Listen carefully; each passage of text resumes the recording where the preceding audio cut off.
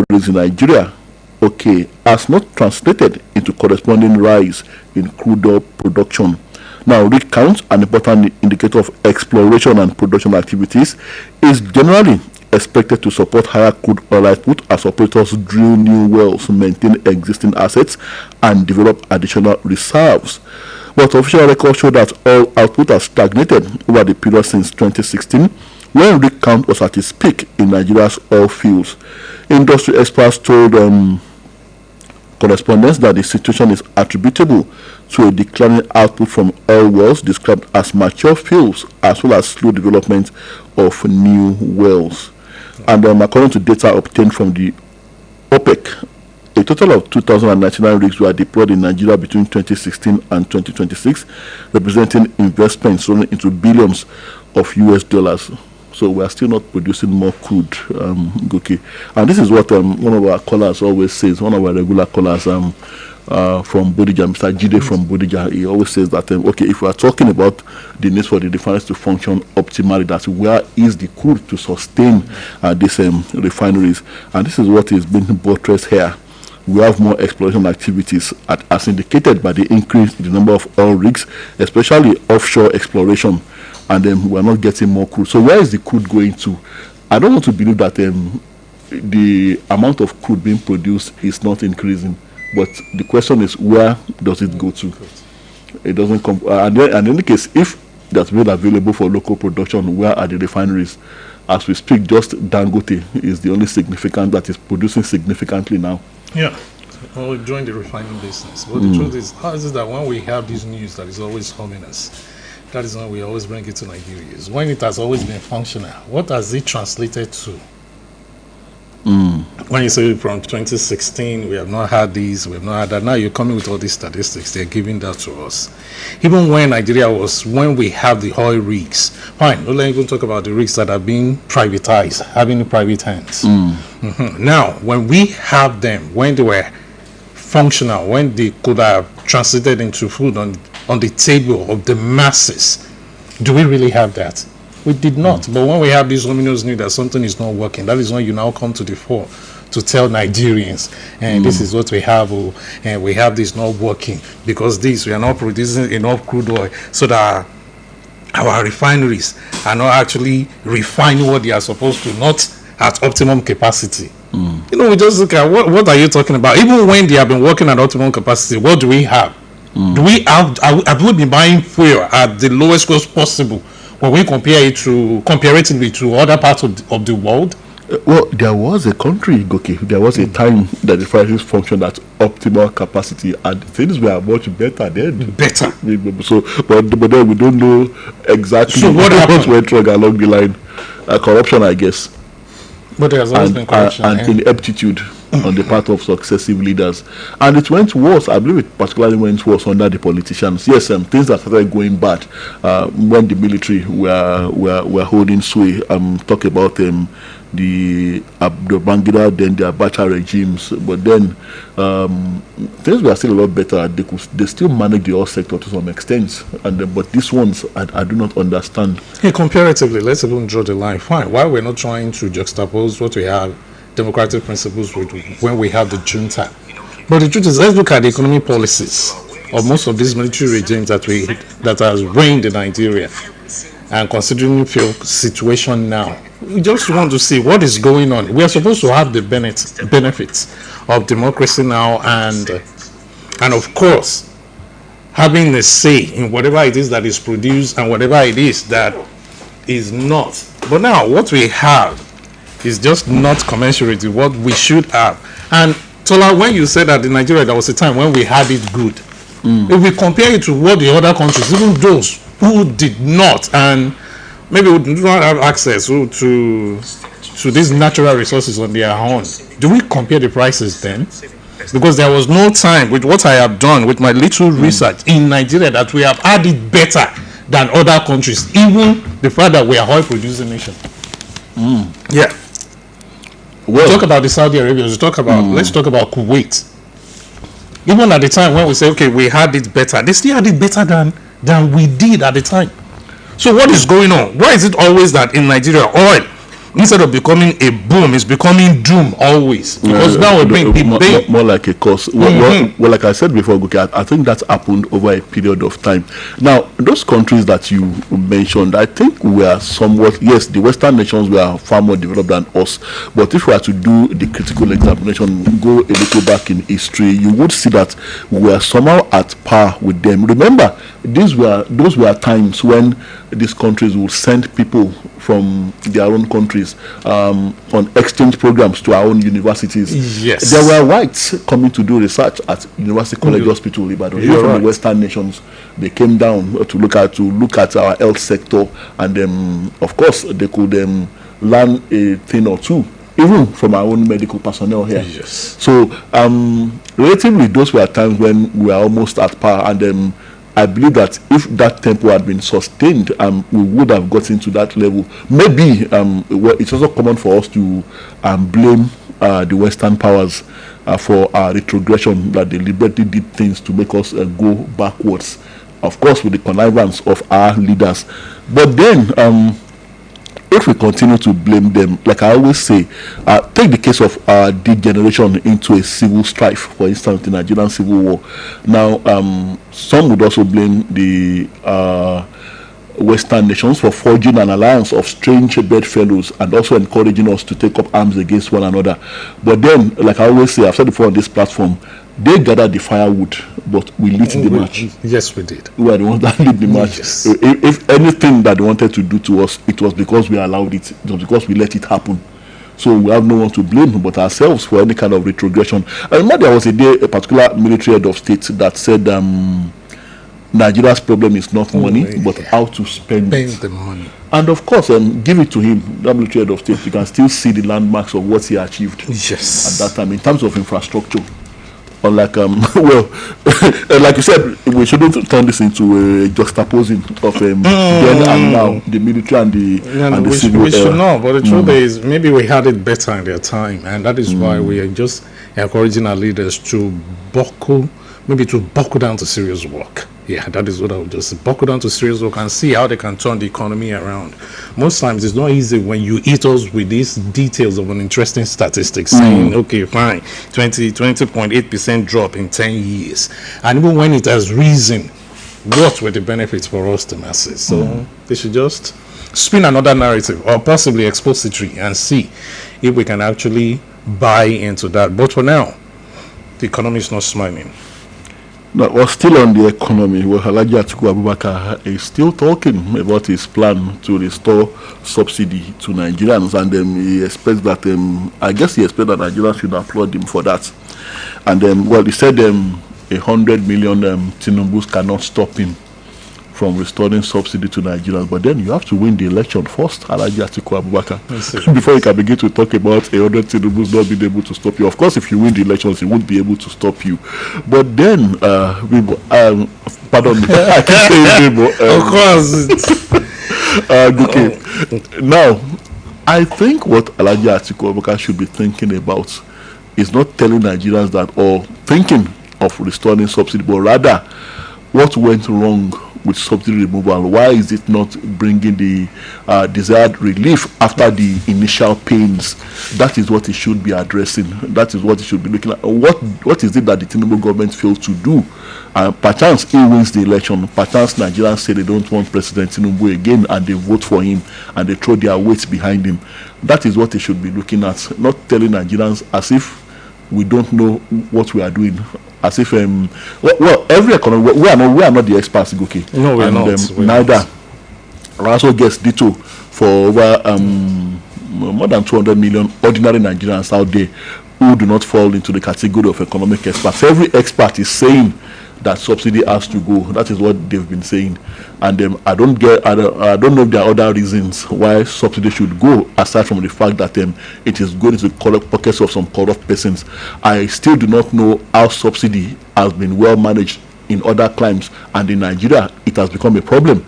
But then, if this is what the experts are saying, and you as Abubakar also aligned with that before, and now you are coming back, so I'm taking his well, it's just politicking. That is just fine. It is. It's serious politicking. You used to be exponent. One of the greatest exponents of subsidy must go. And now all of it just turned again. I say, fine, I'm bringing back subsidy. Election time, I'm bringing back the subsidy. Well, I don't want to talk about that article. That'll be, sometimes it will be giving them unnecessary publicity. There was a time, let me just try to relay this. There was a time when there was this lynching in the north. And of course, on the Facebook page, he condemned it. Only after a barrage of attack, and you see the removal from his page. Because he knew the political implications. So now you're saying, fine. He's like trying to bait us, but we're smarter and wiser now. If we're saying, okay, fine, subsidy is the way to go, and it's no longer a way to go. So give us the reason why it's no longer a way to go. Just subsidy must come. Fine. The fact is that we're not demonizing subsidies.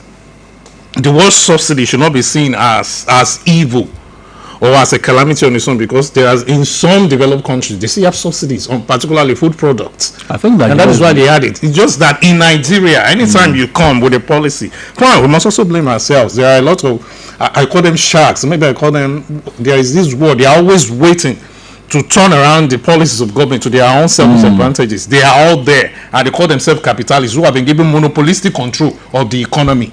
That is why when somebody is mentioned as being the richest, so I just look in what country. If you are called the richest man in the poorest country, you should be ashamed of yourself. Just be ashamed of yourself. And whatever industry you dip your hand into, skyrocketed into what we cannot afford. So what is it? If you are given, that is not a fair market control. That is not a fair capitalistic economy that we learn. In fact, in secondary schools, the basics. Fine. Here in Nigeria, they told us we are having mixed economic system. Not pure capitalism, and we're not practicing socialism.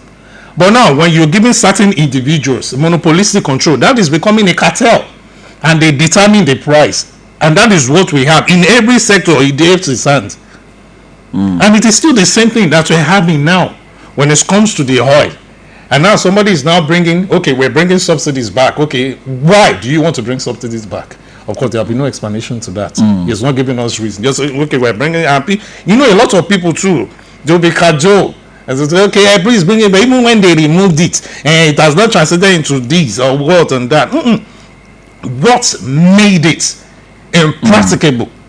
That is the question. Of course, it's a good thing that you remove subsidy from the oil. Of course, say, okay, a lot of people are coming in and they are defrauding the country of high resources. Fine, that is good. And its removal, we have seen that in the budget, and particularly the allocation given to states. Now, what have they been doing it that will translate to what we can see? That was the question, and nobody is addressing that. And now you come back wanting to drag us back. I am going to bring back subsidy. So what are you saying? It's like you're I don't know if you saw this post on social media, but sometimes ago during the Buhari administration, they showed them, people, it was a relay race, and a number of participants in the race, where you pass the baton and all that. So when the baton got to, they named the last participant in the race who was supposed to go ahead and win the race for that particular team. They named him President Muhammadu Buhari. And then, so when they now placed the baton in his hand, instead of going forward, he started running backwards. Everybody was trying to call him back. So I think in this particular case, this is again what is happening with Alhaji Atiku Abubakar. If the experts are saying that this is the way to go, this is the way forward, even though we are all skeptical because we have not seen the benefits after the initial pains. They said the pains will be short term and the benefits will come in the long run. We've not seen any sign that anything is coming, anything good is coming out of it in the long run. But then, if that is what the experts are saying, we still want to believe. We keep our hopes alive and we continue to believe. But now that Alhaji Atiku Abubakar has sounded the death knell on subsidy removal and is saying that as soon as the pass him the baton, he will run backwards with Nigeria in his hands. So that is what I really don't get. And I don't know. Why is a serious comedy? Let's just say that what is just being melodramatic. Yes, I don't trust him, Goki, because like I said the other time, maybe the people that are the troublers of this country, those untouchables, maybe they've told him that you return, we will support you. Just return the subsidy money to us, put it back in our pockets. And maybe that is what he has agreed to do. I'm just thinking aloud here. It's and so it's not impossible. Well, the APC is saying that they said the article subsidy removal proposal mere election season declaration. More of it and more like it. Well, Alhaji Abubakar himself is saying that I won't back down on my decision to restore targeted subsidy. But let me quickly read some paragraphs from that. It says, Okay. former Vice President Atiku Abubakar has insisted he will not back down on plans to restore a targeted subsidy to cushion Nigerians from current economic hardship, despite criticism from the presidency. Writing on Sunday through his senior special assistant on public communication, Frank Chaibu, the candidate of the African Democratic Congress said the Atiku Economic Recovery Plan (AERP) does not propose a return to the opaque subsidy regime of the past. So, okay, saying that it's going to return to a peculiar kind of subsidy, and it's trying to explain that here. Okay. What he proposes is a targeted, capped, transparently budgeted, and independently audited intervention with a clearly defined exit mechanism accompanied by accelerated domestic refining, competition, mass transportation, and measures to restore household purchasing power, Shaibu stated. Well, I don't know if all this covers dealing with the subsidy thieves, because that if there are other things that they make subsidy work, I think the subsidy thieves are the major problem, and which is why the government said that all of us must pay for their sins. Over 200 million Nigerians must vomit what they did not eat. And so I don't know. Which was, of course, an entity on the part of government too. If we have these people, of course, diverting what is supposed to be our collective commonwealth, and nothing is done about it, but we are supposed to be paying the prices. That's why we have sacred goats, all in the name of running politics in Nigeria. But the truth is, going back on subsidy is never a way to go, no matter how lofty former Vice President Atiku Abubakar put it. We need to look ahead, not really behind. And just like you say, it's a race. You run a race ahead and not going back. Let's just see how we can make it work, and how that the revenues, whatever it is, can better the living conditions of Nigeria. Because right now what we face is rising living costs, unemployment, poverty, and inadequate public services. And I think most Nigerians are not impressed by this is promise. If you had put it this way, that I will make subsidy removal work, maybe Nigerians would have been more impressed. Now, Benga Ashim here, that's candidate of the Accord Party, is saying Atiku is the father of subsidy removal in Nigeria, referring to his to Alhaji Atiku Abubakar's previous position on the matter of petroleum subsidy. And he said that Alhaji Atiku has consistently opposed the removal of subsidy on petroleum products and reiterated his. Okay, let me read from the beginning. Okay. The candidate of the Accord Party, presidential candidate Dr. Benga Oluyole Ashim, has described former Vice President Atiku Abubakar as the father of subsidy removal in Nigeria's Fourth Republic, saying its recent reversal on full subsidy proposal removal deserve an explanation and an apology to Nigerians. Very right. Ashim said he had consistently opposed the removal of subsidy on petroleum products and reiterated his position during an interview on Trust TV last week, where he advocated restoring subsidy on petroleum and other strategically important products as part of measures to protect citizens and productive sectors from excessive economic shock. Now, according to Ashim, the subsequent change of position by politicians who had previously advocated subsidy removal raises questions about the sincerity and originality of their new positions. Of course, we have veracity in that statement. The originality of their position and the new position they are taking now. We're used to subsidy removal, and now you're saying you're bringing that back. That is restoring subsidies. Well, come on.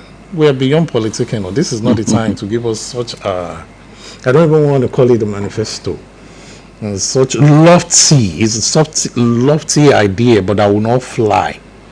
Because I guess Nigerians, we are wiser and smarter now. And all this sweet talking us into believing you have better deals for Nigeria will never fly. You have a headline there? Yes, just the same. We have on the front page of the Vanguard, Nigerians' oil output drops by 20.8% in 10 years. And Nigerians' influence within OPEC declines. And someone is saying, we are committed to optimizing output, renaissance earning. Bad omen requiring urgent steps. That's just what we have. But of more interest is Sokoto terror attack. Okay. On page 6, hunger trauma grips 7 communities. Maybe they've been taking over the farms again, and they're asking the hunger trauma. Wow, this is not an accident alone. In Sokoto terror attack, let's just see what we have here. Hunger, trauma, and uncertainty have gripped residents displaced by devastating terror attacks on 7 communities in Kebe local government area of Sokoto State as the local government intensifies efforts to cushion their suffering. The attack reportedly claimed over 32 lives and destroyed shops, vehicles, and food reserves, forcing hundreds of residents of Kebe, Ungushi, Gekau, Mbutu, Asarara, Nasarawa, and other affected communities to flee their homes. I just want to go. Now, what we're having hunger. It's just that simple. Hunger, trauma, grips 7 communities. So, and there seems to be some kind of concentration on Sokoto these days. I mean, these past few days regarding terror attacks. Attack.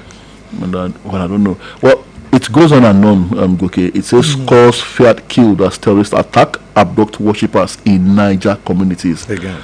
Scores of residents have reportedly been killed, while several others were abducted when terrorists launched coordinated attacks on 5 neighboring communities in Bogu, local government area of Niger State, although the police claimed that the victims were only abducted and that nobody was killed. The communities are Dekara, Sabongida, Makera, Gidanzana, and Masia Giada.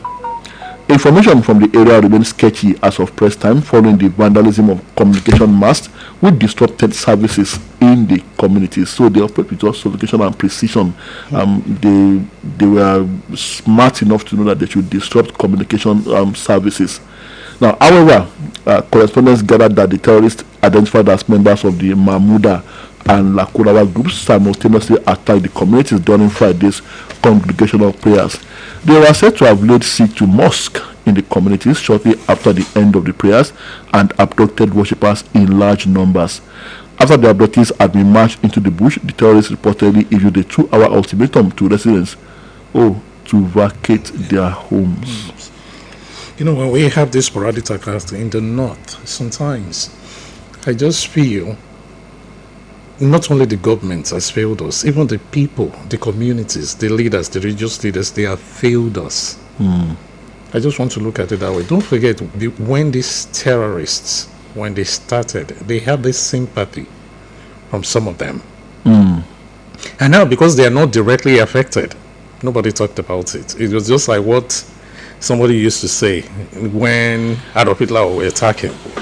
Adolf Hitler attacking them in Germany before, and he said when at first it was even a Catholic priest, that's Martin Niemöller. He said when at first they came for the Protestant, I did not speak out because I was not a Protestant. When they came for the homosexuals, I did not speak out. When they came for these, and when at last they came for me, there was no one left to speak. And that is still the same case. When it was happening in neighboring communities, nobody. And sometimes when it has this religious undertone, sometimes they feel they are fighting their causes until at last they came for them. And now it has lingered for a long time. And now we have these in targeted communities. I just wonder what is happening. Because these are not ghosts. They are not. Before any community is targeted, what about other neighboring communities? Who actually accommodated them? It's not an overnight attack that they will just come on the road. Let's just do this. It's coordinated. Okay, they live mostly in the bush. In cases where they live in those communities that you mentioned, they might have taken over that community and hoisted their flags, and people pay levies and taxes to them. That is what happens. But when you talk about the bushes belong to certain communities. Bushes don't just exist and they say, okay, fine. What would you have them do, Okay? There should be report. There should be intelligence gathering. There should be we notice activities going on here. They've been doing that. Okay, you know what the problem is, You said that people have not been speaking out. The Nigerians have been speaking. It's just that the only Nigerians have indeed been bothered and have felt concerned. Nigerians have expressed fears that this would eventually come to them in areas where this kind of attacks have not been rampant. The only people that appear unbothered are those who are supposed to protect Nigerians. I'm not talking about this military. I'm talking about the political elite who hold the reins of the military and the security agencies. They are the ones that are guilty of what you are saying, Goki. They are the ones that so long as they are not touched, as long as they are not affected, it doesn't bother them. Right now, as we speak, it's politicking 2027. That's what they are concerned about. And like the Senate President has said, he made that promise. I'll call it a promise, although it was trying to sound as if, okay, that we know those who are doing these things and that you see. So he told us that, of course, that soon that there will be peace, be still. And that has always been the pattern when it's election time. Of course, those that are sponsoring these people, many of them among the political elites, they are also interested in who becomes governor, who becomes senator, who becomes minister, who becomes president.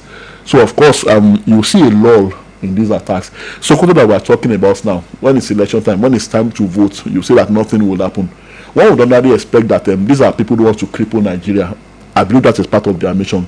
So, ordinarily, they shouldn't allow elections to hold. And if they have that kind of grip, like they always say, that the military say they are incapacitated, they don't have enough weapons, they don't have enough personnel, the forests are too thick to be penetrated by bombs. So how come when it's election time that they sit back and they allow these elections to hold, then we resume the same old pattern of doing things again? And like you rightly said, okay, these people, yes, they could be living in the bush. Some of them could have taken over certain communities, but the major issue here is that they are not in hiding. They are known. They can be identified. They brazenly, sometimes they do videos. As we speak, Bero Toji is not, the man is not on the run. They said it's only a matter of time. The last time they said it's only a matter of time before they catch him. But then the man boastfully, he said that he can kill as many soldiers as he wants and nothing would happen. So what does that tell you? Well, there's compromise everywhere. Compromise among the top brass of the military. And then, okay, you see what happened, the matter of Niger State, they gave the people in those communities a 2-hour ultimatum to vacate their homes. And at the expiration of that ultimatum, they went from house to house, killing residents indiscriminately. Well, they said the soldiers have been deployed to the communities to restore security and recover the victims. Well, how brazen. Giving people ultimatum to vacate their homes and then moving in to kill them. Well, we have a fail. Well, don't let me use that word on air because that is government not living up to the duties of its responsibilities. And in the meantime, okay, Kwara has been hit again. A monarch has been kidnapped.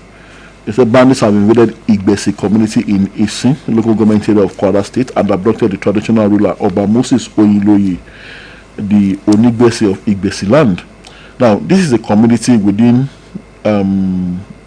Ishi local government area, Kwara South Senatorial District, and the attack occurred around 11 p.m. on Saturday. According to a source, the monarch was abducted alongside some other residents of the community. Well, I thought they said virtually every traditional ruler in Kwara State had vacated their palaces for fear of these people. Maybe he decided to stay back, and then now he has been kidnapped. You know, when we have this happening to our traditional rulers, sometimes it underscores a lot of things that we call tradition. I don't know, before, were they not actually selected by Ifa? We have traditional rulers. And sometimes they are fortified when they are taken to all the processions. And then when we have, they are supposed to be insulated and impervious to these attacks. I know you have them. I would say, Oriadeki Sunta. And now we have them.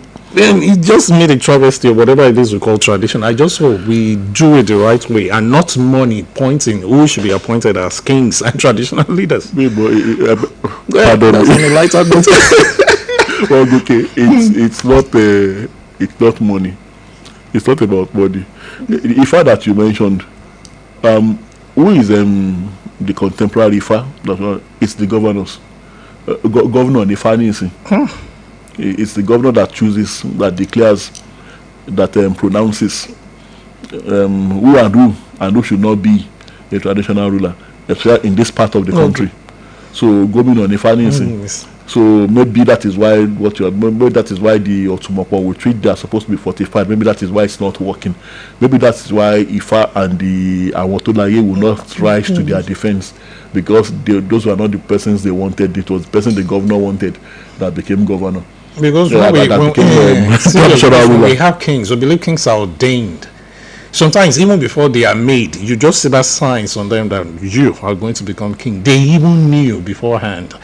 And all of a sudden, we had the dictations. The dictate of the real living in past. That is why we have the governors. And then giving us their choices and not the choices of the deities. And maybe that's why we're having all this mess. And it's just making a travesty of what we call tradition. And of course, this on a sad note, what happened yesterday, the news of the veteran actor Ogogo dies at 66.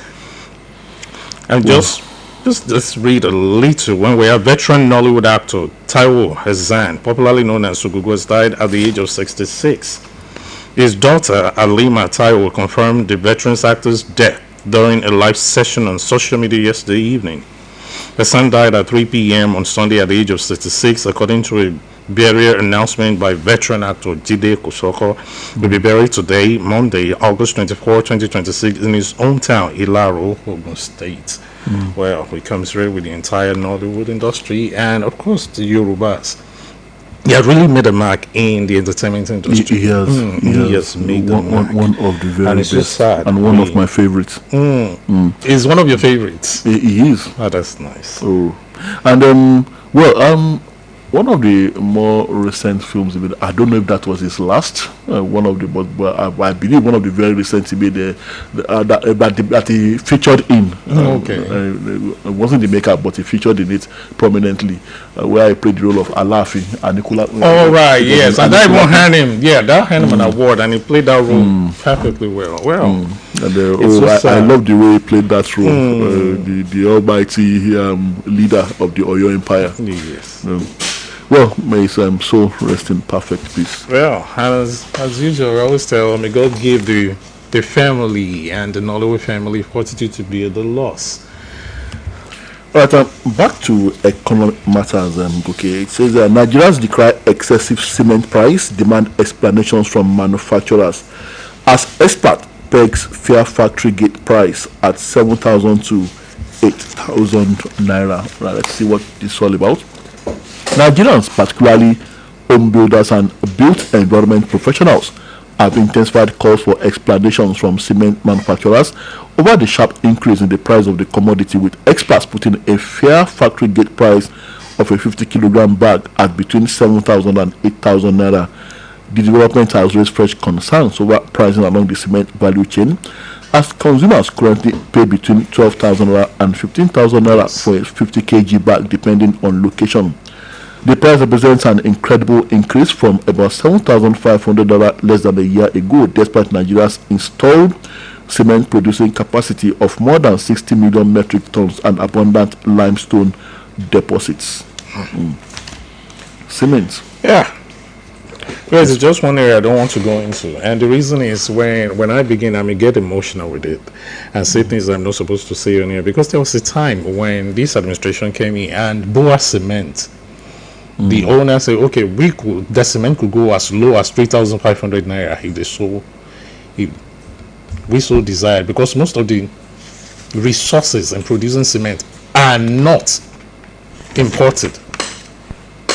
They are sourced from the shores of Nigeria, and that gives us a leverage like, fine. So what is happening? And all of a sudden, we just have a change in that was over time. I don't know if people can still remember. And then we have Dangote delving in, and then we have it at that time 6,000, then to reason to 7, and now we're having it between 12,000 and 15,000 naira, and there is no logical explanation to the rise in prices. And you just begin to question what is this monopolistic greed that they have given just one individual. I don't want to call that individual, maybe a cartel, to be running the economy. And what is most painful and annoying is this: most of the things that we find expensive, they are things that affect commoners. Staple foods, building materials. And let's even talk about the oil. We're not fighting to buy gold. We're not looking forward to build mansions like the skyscrapers. Everything that touch, they're just, I guess these capitalists, they're just at the heart of whatever is giving us comfort and convenience. That is where you dip your hand into. You know, I want to go back in history, like what to discuss on Monday. At the time when kerosene was the main thing. Do you know, we often recall something, crisis like this. Now it is gas. Because we have moved on from kerosene to gas, and now we're having that with gas. Let's leave gas alone. Let something else come. Maybe we're having, I don't want to use the word. The word is advancing. Something else comes along, and we see we'll still be having that crisis there. Whatever is giving support and help to masses, that is where they tend to profit, and it's not even profit; it's profiteering. Now, cement is not supposed to be as example as what we have right now, because fine, nothing is sourced abroad. The limestone, whatever it is, the natural resources, whatever the minerals that you use in preparing whatever solution you have, is from Nigeria. So how do you defend? How do you defend the increase and the sharp rise in the price always? Well, okay. You are blaming those you refer to as the profiteers, the capitalists, the ones who have this monopoly over these things, over the economy. But I say that you don't blame them, okay? Because, for example, in the petroleum sector, now if you say one man has been given monopoly or is monopolizing things, the authorities that are supposed to stop that monopoly, what have they done? I'll give you an instance. Talk about the labor unions. Now, the last time they were moved by the fact that this particular person was bringing in, was about to employ new drivers to drive his CNG trucks, and they said they were going to shut down the economy. The labor unions in the petroleum sector, they said because of that they were going to shut down the economy. They were not bothered all through the years about the fact that Nigeria's refineries were not working. So, is it the man's fault that our refineries are not working? And would you have him not to do his own business and give it to those, even those that you call profiteers and monopolistic opportunists? Give it to them. They have created jobs. They have retained their money right here in Nigeria. Thousands of families are benefiting from the fact that their people are employed there, and they've created employment in a way they've lifted the economy. Unlike those ones that sit in air-conditioned offices, some of them have their own refineries in overseas countries. Some of them, they take money to these banks overseas, whereby they cannot be touched by the anti-graft authorities here in Nigeria. So I think it's still about us. Now, you talk about the raw materials needed for the production of cement, the limestone and all that. Now, sometimes when we discover these things, okay, in some communities, now what do? We start killing ourselves. We allow the so-called profiteers to, even from outside the country, to set us against ourselves. Why is Betty Mabo not bringing to your state what is supposed to bring all this time? So if someone now comes along and brandishes a license from Abuja and is able to start legally now to start exploiting that Mabo, and of course he gets some cooperation from the state government, he establishes a big factory, and of course he brings with him some soldiers to ward off the communities that may be moved and that may want to make trouble. At the end of the day, it creates employment. There may be some initial upheaval, maybe some trouble from the communities, but then he actually settles them, he talks to them, and then their people are employed. So I think that yes, it is still profiteering. I agree with you. It is still monopolizing things, monopolizing the economy, but that is still better than doing nothing. Well, I agree with you, really, because that is looking at it from a very good perspective. What about those who are their own refineries abroad and who stop up their money? Fine. Just like we always say, you Jegudu, and there's always a difference between Jegudu and Jera. When you Jegudu, that means you are eating it here. Whatever crumbs, we can also share. But when you Jera, that is when you take it abroad, and that is what most of them do. Really, I buy that point of view. But profiteering, that is what we should also look into. And this is now at the expense of us, the masses. And that is what they should have. They should have a heart now. I think the authorities had done what they are supposed to do. We wouldn't be seeing Dangote as the savior now. Now it's being seen as the savior, and anything they want to do to stop that monopoly, it will be viewed by the ordinary masses as trying to frustrate the man. And now we have the presidency promising that okay, we'll keep the refineries working. I guess we read that last week. Oh, I say okay, and I say okay, fine. Isn't that a kind of campaign? we've had that before. I said Nigerians. And on reforms, purchasing power, businesses still under pressure. CPPE tells federal government cautions against policy removal. Well, somebody is telling that he's going to reverse a major policy if he becomes the president. But still Okay, let's just take it just like the one you raised yesterday when it say SGF mom as fake agency boss fires back. It says you've been blind for 16 years. And Anambra SSG clarifies involvement in fake federal agency. Bureaucratic weaknesses allowed fraud to thrive, says ex-permanent secretary. Let's just take a little example from there. Abuja embattled national coordinator and executive director of the Made in Nigeria Project Office, an agency which existence is now under investigation. Nwabuize Buchi George has dismissed growing public scrutiny of his organization, telling critics that only their own lack of awareness could explain why they were just discovering a program that had existed for 16 years. 16 years. This was even as officials of the Office of the Secretary to the Government of the Federation, OSGE, declined comments on the controversy trailing the outfit. And Wabizi's comment posted on LinkedIn in reaction to question trailing his outfit amidst the Independent Corrupt Practices and Other Related Offenses Commission's clampdown on the National Brands Development and Made in Nigeria Special Project Office, described the scrutiny as a failure of observation rather than a legitimate query about the agency's status. They said the man also brandished an appointment letter. That was assigned by who? And I wonder if is it also a fake appointment right. letter? Of course, can he actually brandish a fake appointment letter and put that on the LinkedIn? Well, they said the appointment letter for Prince Adeyemi, with the one who was nabbed before, and is now facing trial. They said it's fake. Fake? They said it's fake. It's appointment Well, this one is fake. brandishing another one, and that is why we have the SDA say, "Mom," meaning they had nothing to say, and there's no been reaction even till now as we read the news. So could it be that the ICPC goofed or what? And I was asking one question before we came on here, Guki, when I said that shouldn't the president and the head of service of the federation, shouldn't they have an idea of all these agencies, all the agencies that exist in the federal civil service structure? Even if the president does not have an idea, I believe the head of service having passed through the ranks, a career civil servant, even if he or she does not know the agencies, if a strange name pops up, the head of service should see a red flag. Yes, should be able to ask questions that they will to delay you. Yes, most of them they are career officers, and sometimes, well, we can't really blame them. There are some things that are told by all these politicians.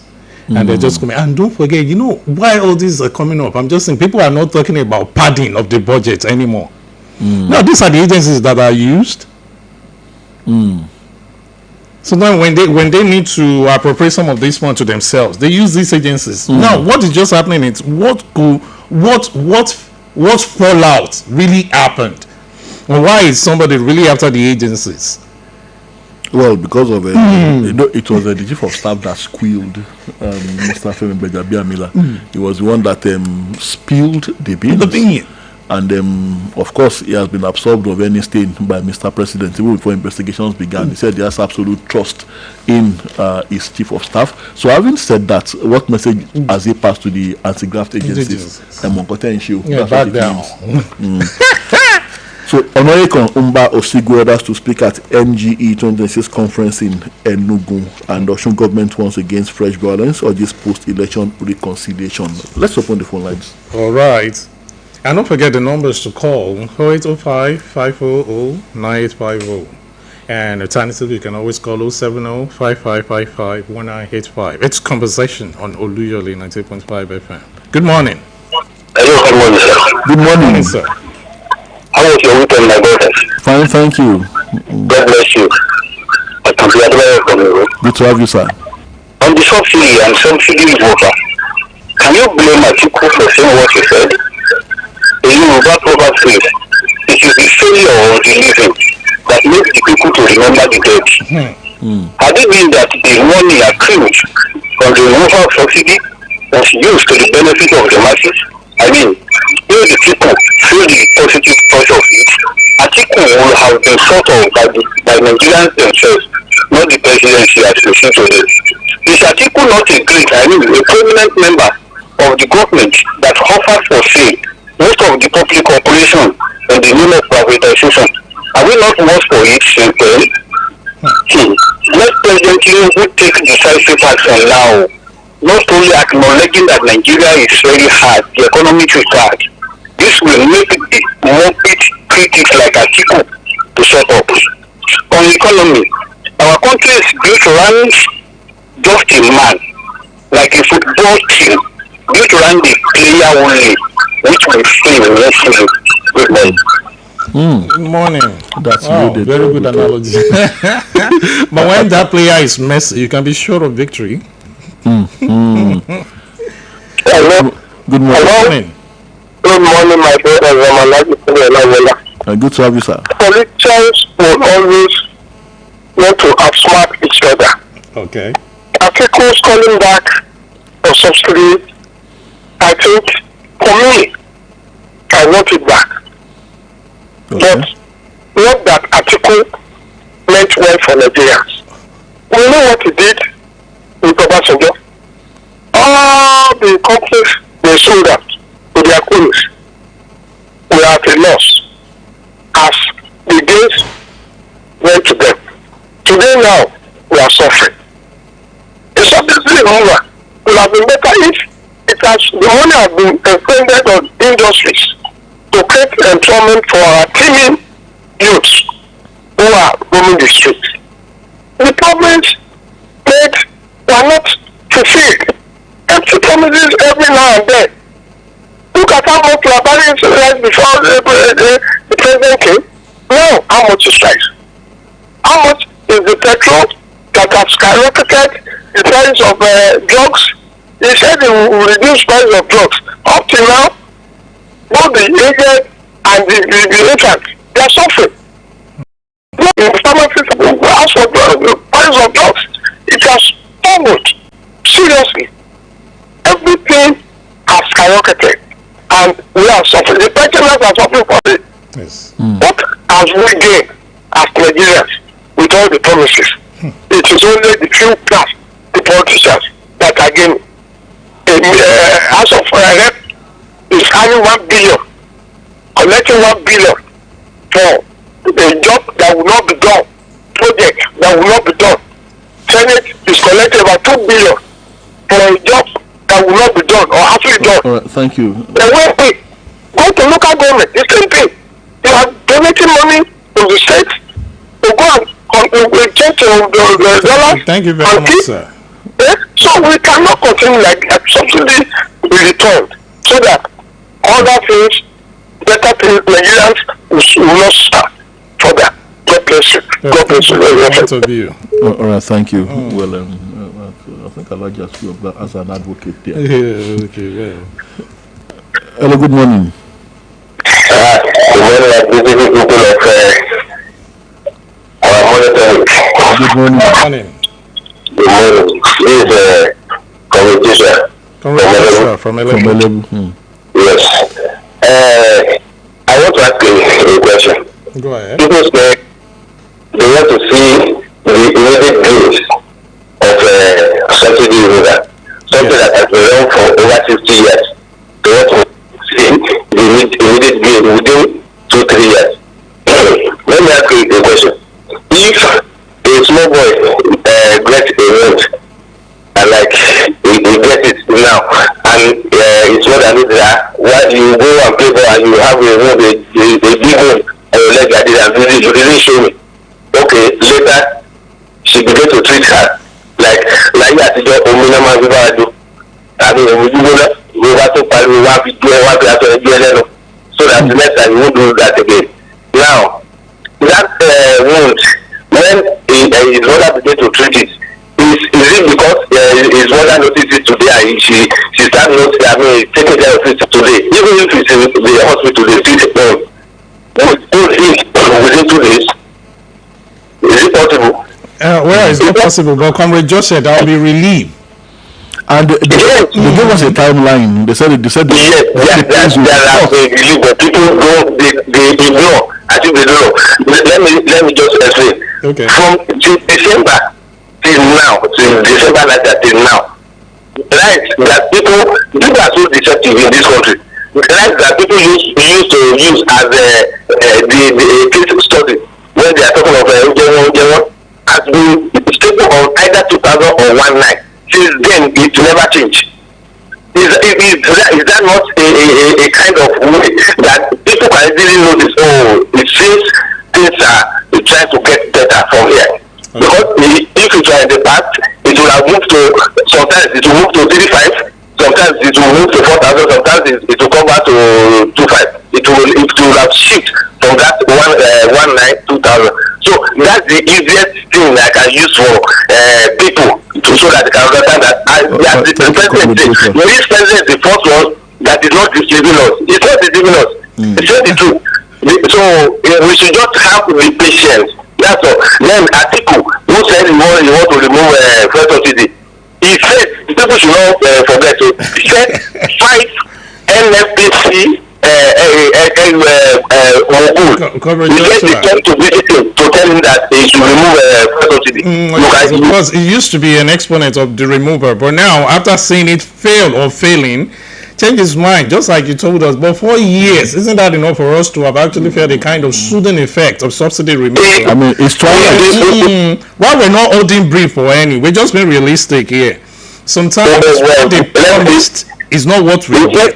It's not just easy, but it's good. Everything people will begin to see it just very, very soon. Okay. I will hold you to that promise. Let's listen to other callers. Thank you, Comrade Joshua. I think what Comrade is trying to say is that that we should be more patient. Okay, we'll try. Hello, good morning. Good morning, Takala. Good morning, Mr. Dokara. Good morning. I'm Gideon from Calaway. In this country, a lot of people try to act as if they don't know the government we practice in this country, the politicians that are running this country. I want to bring you back to 2011, 2012, when we have this excess group, when the governors were shouting, the federal government is spending the excess group only, and something went for when there was an account created by Obasanjo, sovereign fund and all that, billions of dollars were there.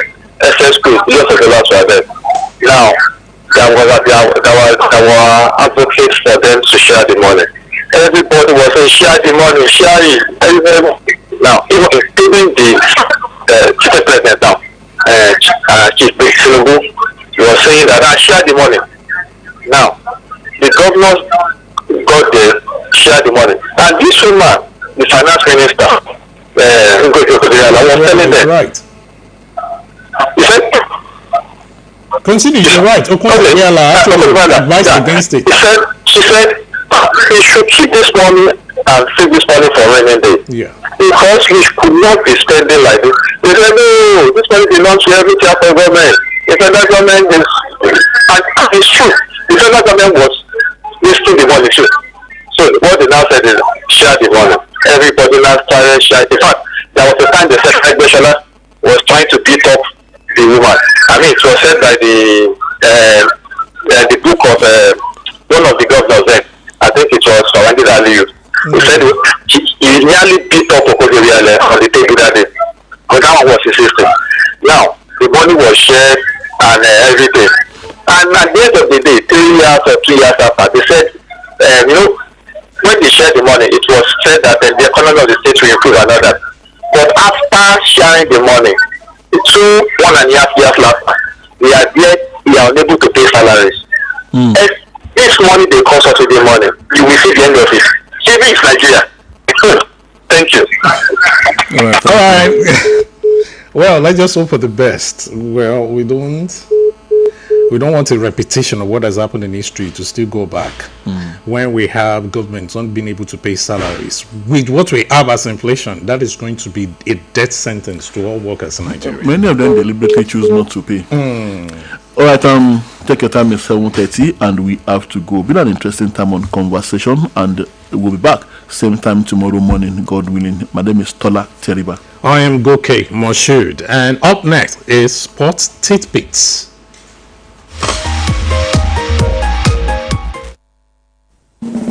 Ṣé wọ́n mọ talk and do governor? Èmi mọ talk and do governor. Governor Ṣèyí Mákindé, gómìnà Toyota. Ṣèyí o, ọmọ bàbá àtìsà. Ọ̀yọ́ kò lókè. TS Charity. Ṣèyí o, ọmọ bàbá àtìsà. Gómìnà tiwa ní ìyẹn nípínlẹ̀ Ọ̀yọ́. Talk and do governor kan tí mo mọ̀. Ṣèyí ọmọ Mákindé, gómìnà Toyota.